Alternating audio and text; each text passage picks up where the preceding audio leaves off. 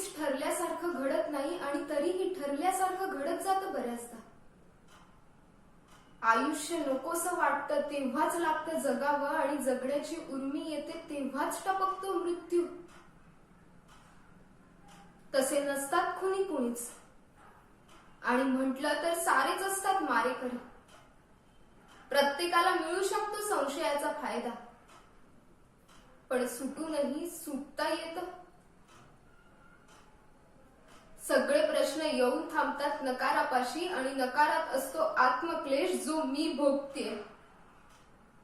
मी कशाचाच अर्थ लावू शकत नाही, न करू शकत घटनांची सुसंगत मांडणी.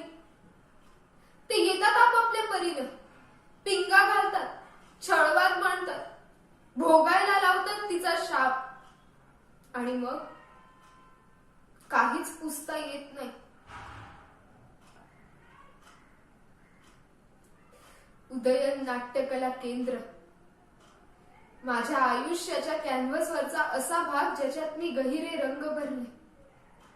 त्याने विलक्षण अर्थपूर्ण झालं माझ्या अस्तित्वाचं संपूर्ण चित्र.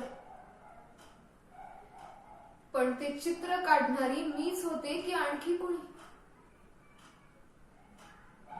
गोंधळ होतो. त्या बेभान क्षणी रंग तसे खूप भरले. दोन्ही हातांनी उधळण केली, पण रंगांना काही गणित नसतं. भांधता येत नाही ते कुठल्याही चौकटीत. नाहीतर का ते व्यापत गेले माझा कॅनव्हस आणि दिसू लागले खूनशी. चाल करून आले माझ्यावरच आणि काही कळायच्या आत माझे हात डागाळून गेले. हादरले मी इतके की त्याचे तडे गेले माझ्या अस्तित्वाच्या देठापर्यंत आणि उभे राहिले संभ्रमांचे कल्लोळ स्वतःबद्दलच. ते चित्र काढणारी मीच होते की आणखी कुणी?